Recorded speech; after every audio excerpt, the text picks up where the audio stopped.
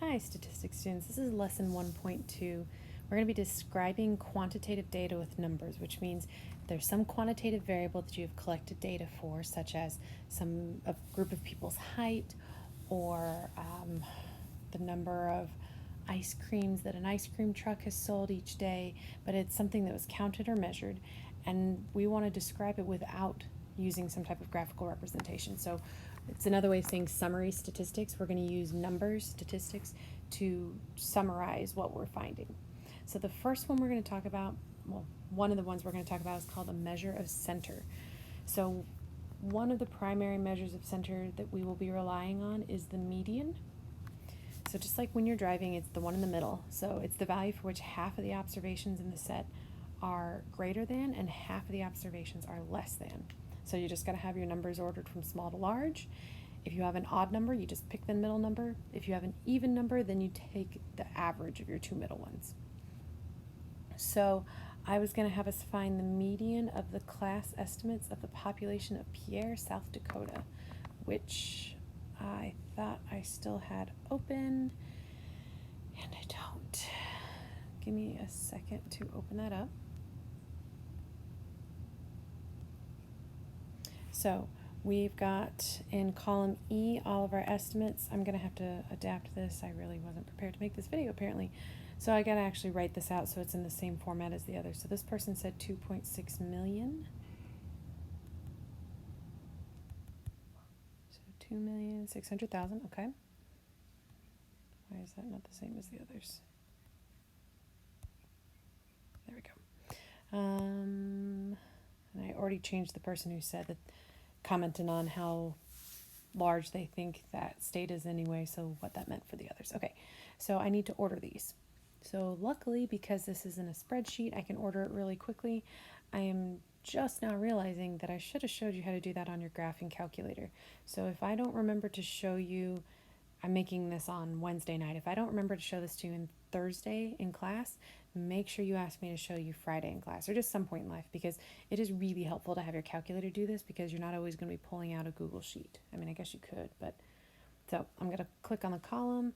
Technically, I'm right clicking and I'm going to sort it. So I got low to high. So there are values from 2 through 35. Therefore, there are 34 numbers. We have an even number of values here. So I want the middle of 34, which would be the first 17. So 1, 2, 3, 4, 5, 6, 7, 8, 9, 10, 11, 12, 13, 14, 15, 16, 17. Let me just double check real quick that I counted correctly. 1, 2, 3, 4, 5, 6, 7, 8, 9, 10, 11, 12, 13, 14, 15, 16, 17. Okay, so yes, these two are my middle two values, which is honestly really strange to me. How many of you said the same number? Like, I got a lot of 12,000s and a lot of 15,000s. That's just really interesting. So anyway, I have this. I need to average those two numbers, and what do you know? The average of 15,000 is 15,000. So find the median class estimate of the population of Pierre, South Dakota. We are guessing it's 15,000.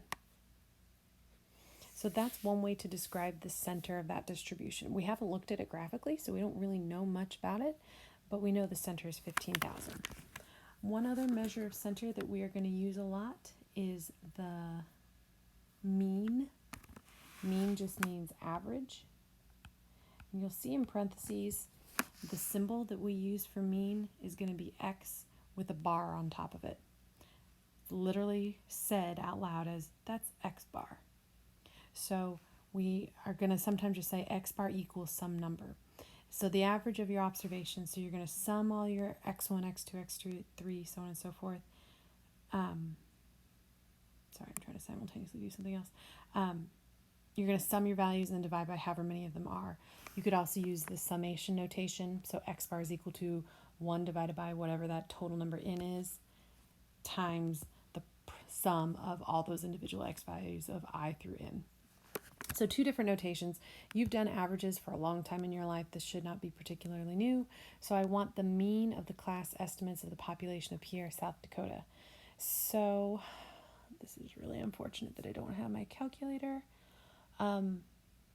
So this is just going on my list of things we need to do in class on Friday, as I need to show you calculator things.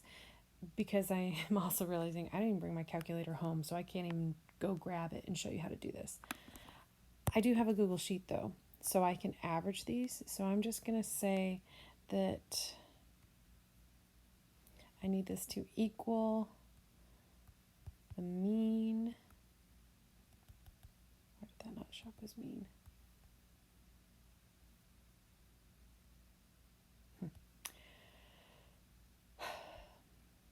So I'm just going to instead, let's sum column, so E2, oh my goodness, I am not used to doing this on an iPad. I apologize for troubleshooting this while you're right here waiting. I'm going to sum cell E2 all the way through cell E35. So you can see,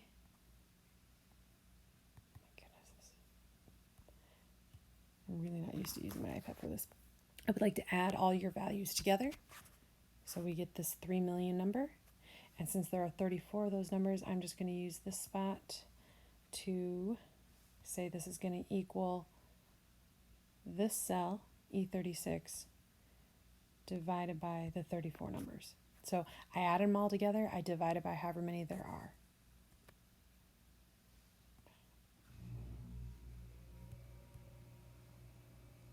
Enter. And strangely enough, that number is divisible by 34 apparently. So we are seeing that X bar is 111,252.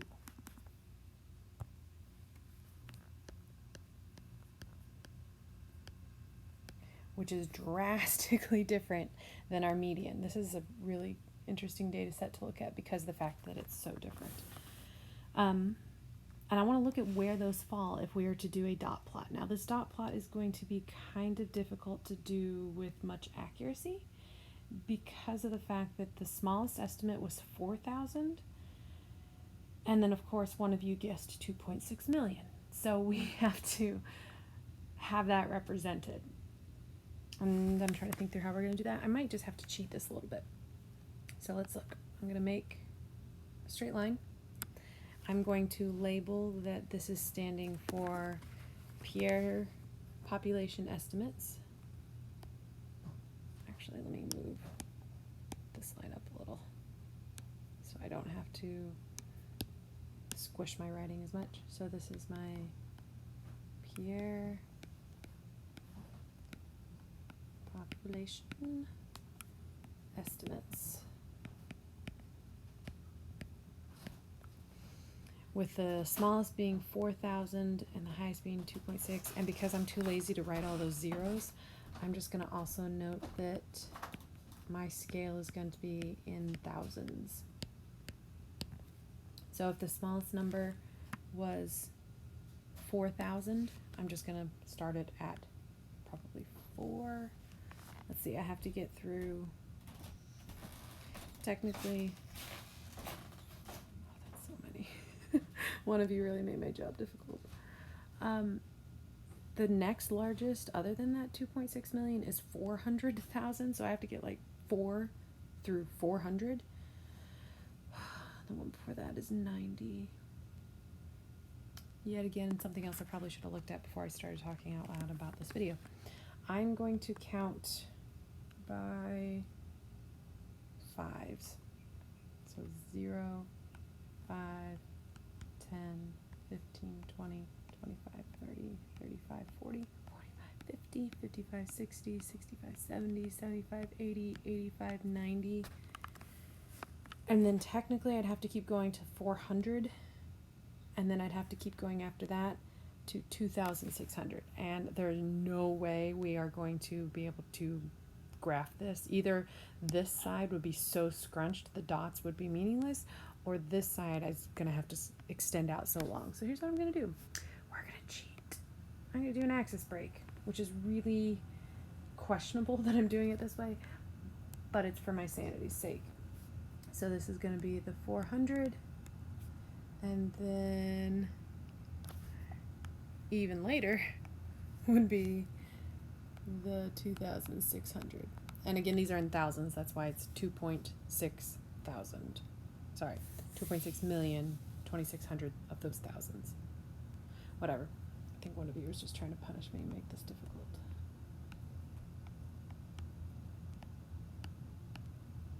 Why am I counting by tens? 45, 50, 55, 60, 70, 80, 90,000. Now I'm going to be putting dots on here. They're going to be estimates because clearly I'm not counting by ones. So this is about where the 4,000 estimate would be. There are two 7,000 estimates, so I'm going to put them vertically aligned, but just kind of estimating where the 7 would be. There's a 7,500, so it would be like right next to it. 9,000, 10,001. I appreciate your precision there. Let's see, 11,500. There are 4 of you that guessed 12,000. 2, 3, 4. 1, 2, 3, 4 of you that guessed 12,500. This is really interesting to me. Let's see, 1, 2, 3, 4, 5, 6 of you that chose 15,000, so I scooted my graph too far vertically, but still legible. 3 20,000 estimates.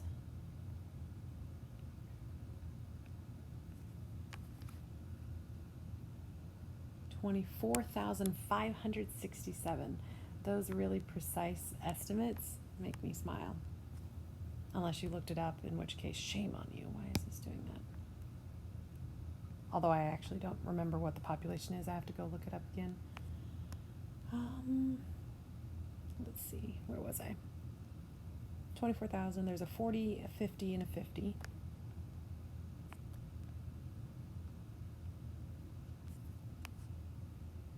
$70, $70, $84.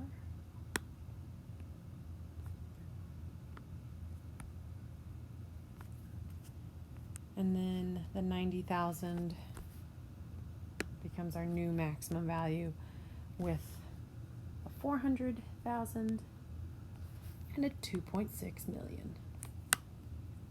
So, if I ask you to look at the shape of this, we would definitely say it is skewed right. Most of you have estimates down here, and then it kind of tapers way out. So it's clustered on the left-hand side, and then it pulls really far to the right. So this would not be described as roughly symmetric. If you had something that was symmetric, think about, what's a good symmetric data set I could give you? Let's pretend that I have 3 kids. I don't have 3 kids. I pray I never have 3 kids. So let's pretend I have 3 kids.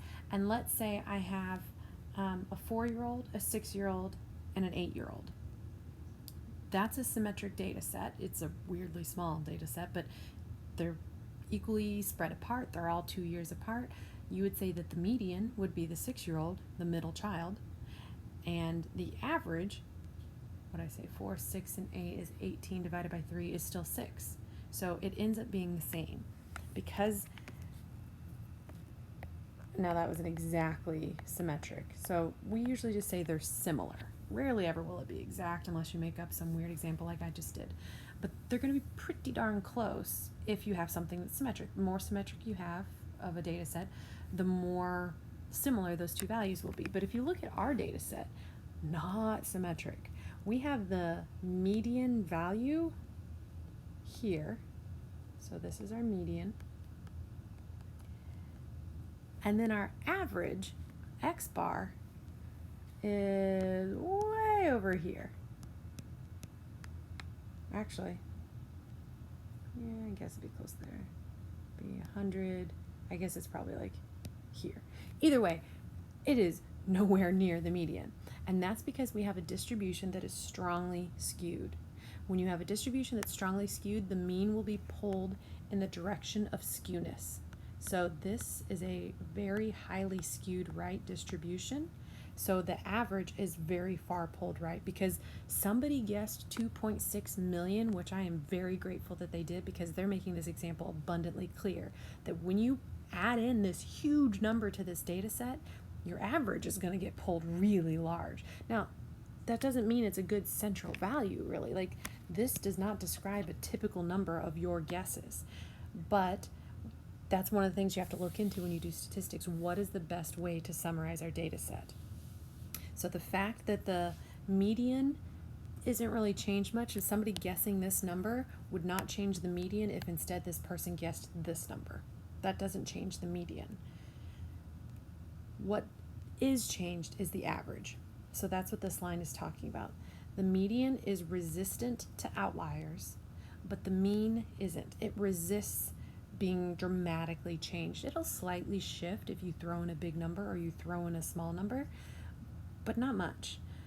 The average changes. So the other example I use a lot for this is, let's say I was going to find the average age of our class. So most of you are 17. I'd say some of you are 18. I know you might have a 16-year-old or two, but it's probably not super common. So the average is probably about 17.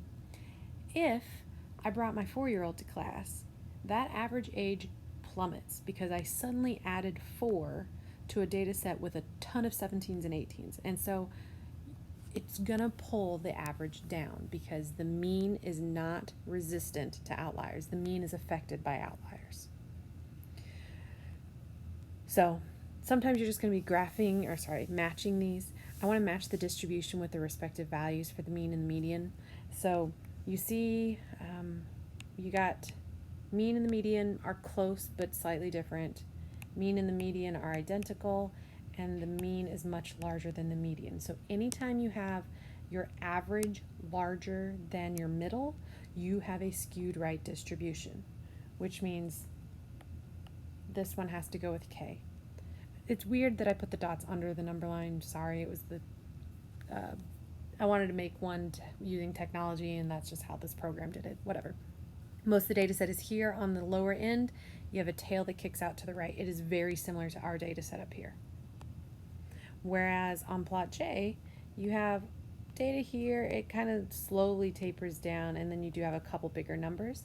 Because of that, your average should be smaller than your middle. But this is a I'd say it's pretty approximately symmetric. It's almost unfortunate that it's exactly symmetric, but the key thing you need to take away from this, which is, I'm essentially done with the video, I'm going to read one more thing to you, but the thing you really need to know, not only how to find these values, but what affects them and what types of data set would have them. Because if I was talking about the typical value of an estimate of Pierre, South Dakota, if you told me it's 11,252, that is an extremely poor summarization of our data set. So when you have skewed data, the average isn't a good descriptor. If you ever listen to the news and they start talking about home prices and like what the economy's doing, they will always talk about the median home price for this reason. Because the median is not resistant, it is the one that's resistant to outliers while the average is not. If you talk about the average home price, you're going to have some of these gigantic mansions that pull the average up when really the typical value is something smaller. That happens a lot with incomes too. You talk about the median family income. And then the last thing that I have on here is just a little blurb about this. The mean and the median measure center in different ways. Both are useful. So they both describe a center and they have different purposes. So the MLB, the distribution of player salaries, is strongly skewed to the right. So most earn close to the minimum, which, holy crap, their minimum in 2016 was $507,000. That's incredible. While a few earn more than $20 million. The median, therefore, is around 1.5 million. But the average, because you got a few guys making so much money, the average was 4.4 million, so much higher than the median. So several of the highly paid superstars pull the mean up, but it doesn't really affect the median. So the median gives you a good idea of what a typical salary is if you have something skewed right. So if you want to know the total salary paid, you could take that average. It is useful, So if you take the average of 4.4 million and multiply by the total number of players, that's the amount of money that they spend on just salaries. So if you can, kids, go be a baseball player, not a teacher, because I don't make anywhere near that. But definitely remind me to show you calculator stuff, because I almost guarantee I'm going to forget.